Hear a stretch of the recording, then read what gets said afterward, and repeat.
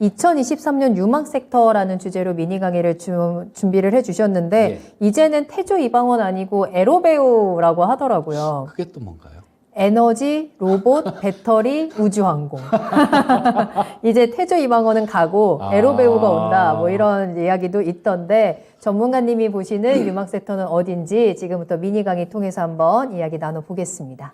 참 말을 정말 잘 만들어내네요. 네. 어떤 분이 그렇게 만들어내는지. 맞아요. 뭐 예전에는 전차 뭐 이랬었는데 뭐 자동차, 그다음에 뭐 전기전자 자동차 이렇게. 뭐 그다음에 뭐 자문사 칠공주 이런 것도 있었고요. 칠공주요? 예전에. 네. 뭐 하여튼 말은 정말 잘 만들어내는 것 같습니다. 네. 자, 오늘 좀 유망업종에 대해서 조금 말씀을 드리고 싶은데요. 첫 번째로 꼽을 수 있는 게 로봇이었죠. 자, 이 로봇 같은 경우는 작년에도 좀 많이 말씀을 드렸었고, 로봇 관련되는 종목 중에 딱 한 종목만 보세요라고 말씀드렸던 종목이 레인보우 로보틱스죠. 근데 그 레인보우 로보틱스가 그때 말씀드릴 때 그때 시가총액이 한 3천억대 정도, 3천 몇백억 정도 됐었는데요. 오늘 시가총액이 1조가 넘었습니다. 삼성전자에서 삼자배정 유상증자를 통해서 투자를 했다라는 이대주주로 올라섰다라는 그런 소식이 급등하는 그런 모습을 낳게 했는데요. 이런 부분들은 어느 정도 조금 예견이라고 얘기하면 조금 좀 오만방자한 뭐 그런 얘기고 약간 좀 그럴 가능성 정도 그 정도는 있었다라는 그런 생각이에요. 그리고 이 삼성이 그런 얘기를 했었잖아요. 뭐 로봇주들 뭐 이런 것들 M&A도 하겠다, 뭐 로봇 쪽에 투자를 많이 하겠다 이런 얘기도 계속 했었으니까 그 가장 우리나라에서 기술력이 뛰어난 레인보우 로보틱스 같은 경우는 당연히 뭐 거기에 대상이 될 수 있었던 거죠.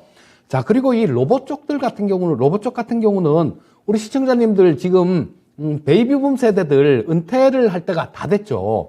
뭐 전 세계적으로 이 베이비붐 세대가 굉장히 많이 태어났는데요. 우리나라도 마찬가지 지금 작년에 태어난 신생아 같은 경우는 20만 명 초반입니다. 그 정도밖에 안 되는데 1959년생부터 1971년생까지는 100만 명이 넘게 태어났어요. 그 구간 동안. 그분들이 전부 다 이제는 은퇴를 하게 되겠죠. 그렇게 되면 노동력 자체가 부족해진다라는 겁니다. 이런 걸로 로봇으로 대체할 수밖에 없어요. 그리고 미국 쪽 같은 경우도 지금 400만 명이 모자란다 이런 얘기를 하는데요. 자, 그쪽도 마찬가지로 이런 부분들을 어떻게 다 채우겠습니까? 물론 이민자들 이런 걸로 해결을 할 수도 있겠지만 그런 걸로 하는 것도 한계가 있을 거고 또 인건비 문제가 있죠. 지금 인건비 올라간 거 보면 시간당 임금 같은 경우 미국 쪽 같은 경우도 4.6%씩 이렇게 계속해서 올라가는 그런 모습이니까 많이 떨어진 게 4.6%입니다. 그렇게 되니까 인건비 감당이 안 돼요. 그리고 우리 조그만 소상공인 분들 같은 경우도 전에 이 레인보우 로보틱스 같은 경우가 치킨 프랜차이즈에다가 한 10억 정도 공급 계약을 체결했는데 그 로봇 팔 있잖아요. 그 치킨 튀기는 로봇을 공급 계약도 체결했는데요. 이거 한 대 가격이 한 사람 인건비 1년 인건비 정도면 한 대 삽니다. 자, 저 같으면 제가 장사를 한다라면 이런 걸 갖고 할 것 같아요. 이 로봇 같은 경우는 그쵸. 계속해서 밤새도록 일을 이렇게 시켜도 뭐라 안 그러지 않습니까? 법에 걸리지도 않고. 그래서 이 로봇 쪽 같은 경우는 구조적인 성장 쪽으로 이렇게 접어들었다라고 보시면 될 것 같고요. 그렇기 때문에 이 로봇 쪽을 좀 새해에도 지금 많이 오른 상태에서 쫓아가세요. 이건 아닙니다. 이건 아니고 잘 매수 구간을 잘 한번 노려보십사 하는 그런 부분을 말씀드리는 거예요. 또 한 가지 유망한 쪽이 AI나 메타버스 이런 쪽이 또 유망할 것 같은데요. 챗GPT라는 게 거대 AI죠. 요게 또 굉장히 좀 많이 부각되면서 AI 쪽이 좋은 흐름이었고 메타버스 쪽도 마찬가지죠. 서울시가 메타버스 서울이라는 플랫폼을 내놨어요. 거기서 아바타로 이렇게 갖고 다니면서 주민등록 등본도 떼고 덕수궁 구경도 하고 그런 것들도 그쪽에 다 있다라고 얘기를 하는데요. 기업들이 그쪽에 홍보물을 전시해 놓은 거 그런 것들도 지금 현재는 82개 기업인데 그 부분도 마찬가지 전부 다 열람이 가능하다라고 얘기를 해요.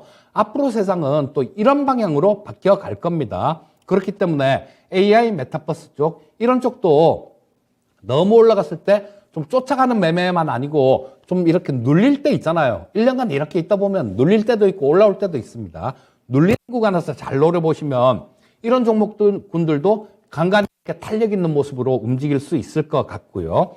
화학 철강주들 뭐 굉장히 많이 고생했죠. 작년에 굉장히 많이 고생했는데 이런 부분들은 중국이 리오프닝을 하게 되면 뭐 여행이야 뭐 왔다 갔다 못 하겠지만 뭐 자기들 경기 부양들 이런 것들은 할 거 아닙니까? 그렇게 되면 화학 제품이나 철강 가격들 이런 것들도 좀 올라갈 가능성이 굉장히 많아요. 그렇다면 우리나라 기업들 같은 경우도 거기에 수혜를 본다라고 볼 수 있을 거고요. 마지막으로는 방산 섹터도 그냥 넘어가면 섭하죠. 자, 아까 현대 백화점 말씀드리면서 실적 호전 플러스 주가 하락은 매수 기회다 이런 말씀을 드렸는데요. 자, 다음 화면을 보시면 제가 정리를 좀 해놓은 게 있죠. 자, 4대 방산 회사 우리나라 큰 거 4개 따지면 LIG 넥스원, 한국항공우주, 하나에어로스페이스, 현대로템 정도로 볼 수 있을 텐데요.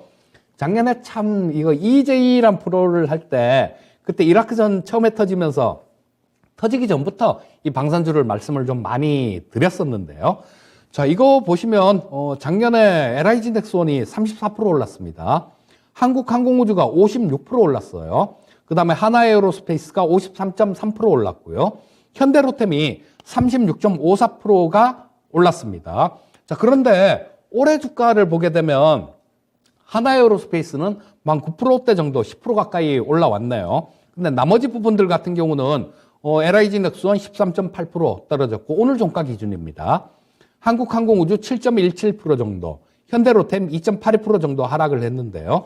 중간에 이익난 부분들을 보시게 되면 이 한국항공우주나 현대로템이 2021년도에 적자란 얘기는 아니에요.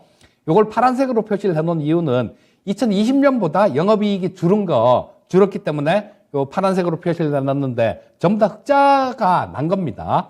근데 2021년도보다 2022년도가 하나에어로스페이스를 제외한 나머지 세 종목 같은 경우는 굉장히 많이 늘어나죠. 영업이익 부분들이. 작년에 주가가 이렇게 올라올 이유가 있었다라는 겁니다. 자, 이 부분만 딱 봐도 알 수 있는 거죠.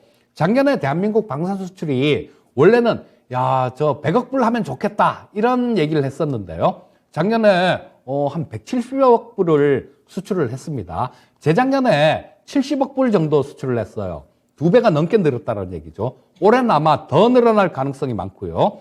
자, 2023년도 영업이익 전망치를 보게 되면 LIG 넥스원이 뭐 그렇게 아주 많이 늘지는 않는 그런 모습인데요. 저 한국항공우주 같은 경우는 그쵸, 보면 2배가 넘게 늘어날 걸로 생각이 됩니다. 또 대부분의 종목들이 다 영업이익이 굉장히 많이 늘어나는 그런 모습으로 작용할 거예요. 자, 그런데 올해 들어서 다른 종목들 이렇게 작년에 많이 빠진 종목군들 위주로 주가가 좀 올라오다 보니까 지금 현재 되게 많이 소외를 받고 있습니다. 자, 요런 종목군들, 방산 쪽들 좀 눌려가고 조정받는 구간, 그런 구간을 이용해서 조금 이렇게 매집한다라는 기분으로 매수를 하시면 올해도 좋은 수익을 기대할 수 있겠다라고 말씀드리겠습니다. 네. 자, 이렇게 이재필 전문가님과 함께 미니 강의까지 들어봤습니다. 여러분들 요 섹터들 잘 참고를 하셨다가 올 한 해 이 섹터 안에서 꼭 수익을 많이 채워가셨으면 좋겠습니다.